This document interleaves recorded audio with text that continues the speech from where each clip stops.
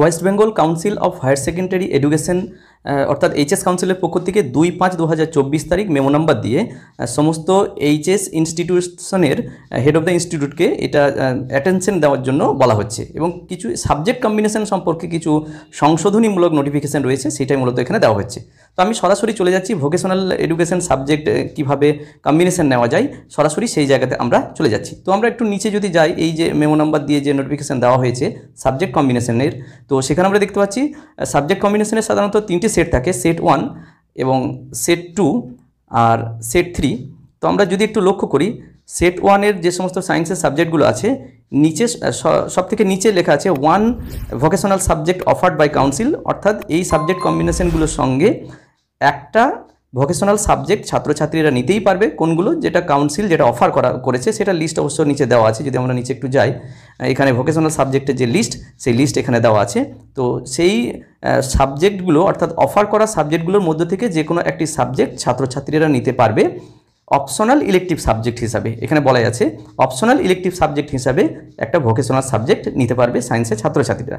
ঠিক সেরকমভাবে সেট 2-তে যদি আমরা দেখি, তো এখানে সাধারণত কমার্সের ক্ষেত্রে বলা থাকে, সেখানেও কিন্তু লেখা আছে 1 vocational subject offered by council, অর্থাৎ এক্ষেত্রেও যে 16টা subject vocational subject council offer করেছে সেখান থেকে অপশনাল ইলেকটিভ হিসাবে একটা সাবজেক্ট নিতে পারবে ছাত্রছাত্রীরা।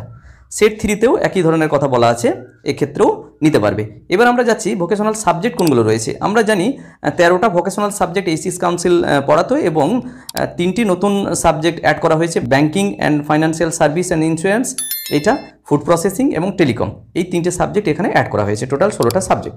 এবং এখানে কিছু রেস্ট্রিকশন রয়েছে, সেটা যদি আমরা একটু লক্ষ্য করি, এখানে বলা হচ্ছে the student are not allowed to opt the following subjects together, অর্থাৎ একজন স্টুডেন্ট এই যে নিচে দুটো সারিতে সাবজেক্ট কম্বিনেশন আছে এইগুলো একসঙ্গে নিতে পারবে না, টুগেদার নিতে পারবে না। কি এনি ভোকেশনাল সাবজেক্ট, অর্থাৎ যে কোনো একটা ভোকেশনাল সাবজেক্ট নিল এবং সেই সঙ্গে মিউজিক এবং ভিজুয়াল আর্ট, এইটা একসঙ্গে নিতে পারবে না। অর্থাৎ একটা ভোকেশনাল সাবজেক্ট মিউজিক আর ভিজুয়াল আর্ট যদি বলে কেউ একসঙ্গে আমি নেব, এই 3টে একসঙ্গে নিতে পারবে না, এটা can not allowed to opt, নিতে পারবে না।